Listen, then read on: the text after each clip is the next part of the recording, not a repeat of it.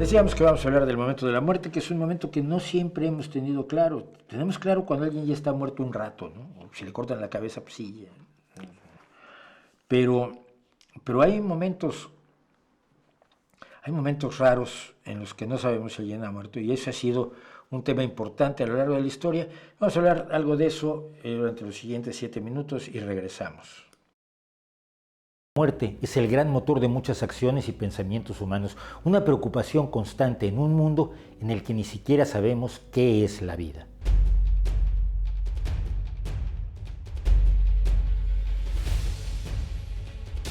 Uno de los aspectos que utilizan los paleoantropólogos para considerar a una sociedad humana son los rituales funerarios. En un punto de la evolución, nuestros antepasados se hicieron conscientes de la existencia de la muerte, de que era un estado similar al del sueño, pero que era definitivo, que nunca se volvía al estado de vigilia y que además parecía que era algo que iba a ocurrirle a todos y cada uno de los que estaban vivos. Gran parte de la historia del pensamiento humano se ve determinada por la preocupación acerca de la muerte. Las religiones, dicen los no religiosos, han sido respuestas humanas para darle trascendencia a la vida y manejar el enorme miedo a dejar de ser que implica la muerte cuando no se tiene un esquema religioso. Lo mismo pasa con la filosofía y las dudas sobre el significado de la existencia humana, el deseo de jugar un papel importante en un universo grande, complejo y amenazante, en el que existe algo tan tremendo y certero como la muerte. Esto ha determinado que a lo largo de la historia sea una preocupación especial saber cuándo ocurre realmente la muerte, en qué momento un ser, especialmente un ser humano, deja de estar vivo. La definición de la vida no es tan clara como quisiéramos, sino que por el contrario, conforme más sabemos, más problemas presenta. Incluso en el transcurso de la búsqueda del conocimiento, los seres humanos nos hemos visto enfrentados al hecho de que hay organismos o entidades, como los virus, que no es fácil saber si están vivos o no y que desafían las definiciones más simplistas. La muerte y los procesos que le siguen llevaron a la existencia de numerosas leyendas y supersticiones. Así, por ejemplo, el hecho de que un cadáver no se corrompiera según se creía que debía hacerlo, especialmente si parecía incorrupto, fue uno de los elementos que llevó a la creencia en el vampirismo o a pensar que esos cuerpos pertenecían a santos. Lo mismo pasaba con quienes, al ser exhumados semanas después de la muerte, mostraban sangre en la nariz y la boca. Producto, sabemos hoy, de que los gases de la descomposición impulsan líquidos por estos orificios, pero que se interpretaba como sangre de la que se habían alimentado los vampiros. Los movimientos y ruidos producidos por la acumulación de gases en los cuerpos en descomposición influían igualmente en esta creencia. Hoy sabemos valorar nuestra ignorancia general acerca de los procesos posteriores a la muerte y apenas estamos empezando a estudiar a fondo los procesos de la descomposición. En una época y durante mucho tiempo se consideró que la muerte ocurría al detenerse el latido cardíaco y la respiración. Sin embargo, esto comportaba problemas importantes. En primer lugar, que no es fácil saber con precisión si el corazón ha dejado de latir o la respiración se ha detenido. Como se ha podido documentar, puede haber pulso y respiración difíciles de percibir. De allí que se utilizaran algunos sistemas un tanto simples, como el de colocar un espejo ante las fosas nasales de la persona para determinar si había vaho producto de una respiración imperceptible. En segundo lugar, y sin duda alguna más importante, el avance del conocimiento y las técnicas médicas han permitido invertir algunos procesos que antes se consideraban definitivos.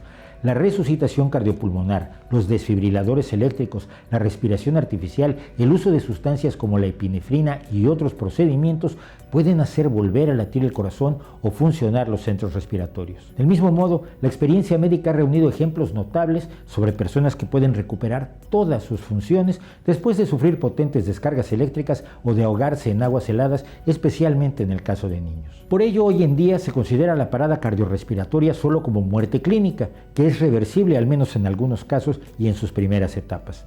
Desde mediados del siglo XX se hizo necesario buscar otra definición para la muerte.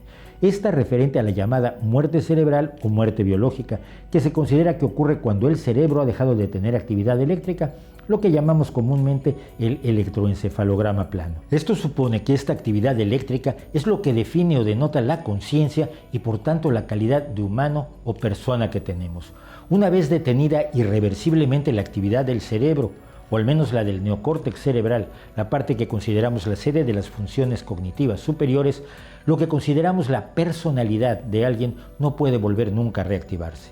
La mayoría de los países occidentales incluyen a la muerte cerebral como definición legal de muerte, aunque para ciertas religiones el asunto siga siendo dudoso y pongan por tanto obstáculos a actividades como los trasplantes de órganos, cuya realización depende puntualmente del momento en que se puede determinar médica y legalmente que el donante ha muerto. Ciertamente solo algunas expresiones sumamente claras e irreversibles pueden ser consideradas como una señal certera de la muerte.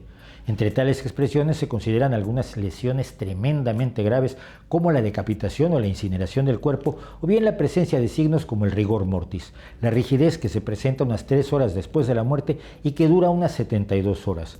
Esta es ocasionada por cambios químicos en los músculos como producto de la muerte. Otro signo claro es el livor mortis, la lividez producto de la acumulación de la sangre en las partes de menor elevación del cuerpo.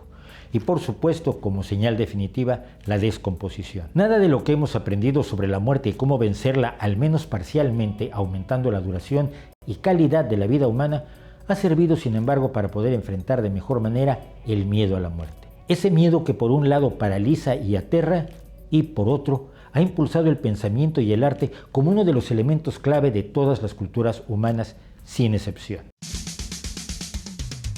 Desde principios de la década de 1960 y con base en los libros de Evan Cooper y Robert Ettinger, se ha difundido ampliamente, sobre todo en Estados Unidos, la idea de que si se congela a una persona inmediatamente después de su muerte, se conservarían su personalidad, ideas y memoria, y podría esperar en un estado que los cómics solían llamar animación suspendida a que los científicos de un futuro lejano lo resucitaran, curaran sus afecciones y le dieran una nueva vida. Desde 1967 se ha congelado o criogenizado, dicen, a unos pocos cientos de personas, pese a que las objeciones científicas a la criogenia han aumentado al paso del tiempo, poniendo en duda que los cerebros congelados conserven la información que los hace humanos y la posibilidad misma de que la descongelación en el futuro les pueda devolver la vida, algo que nadie en el contrato de criogenia garantiza.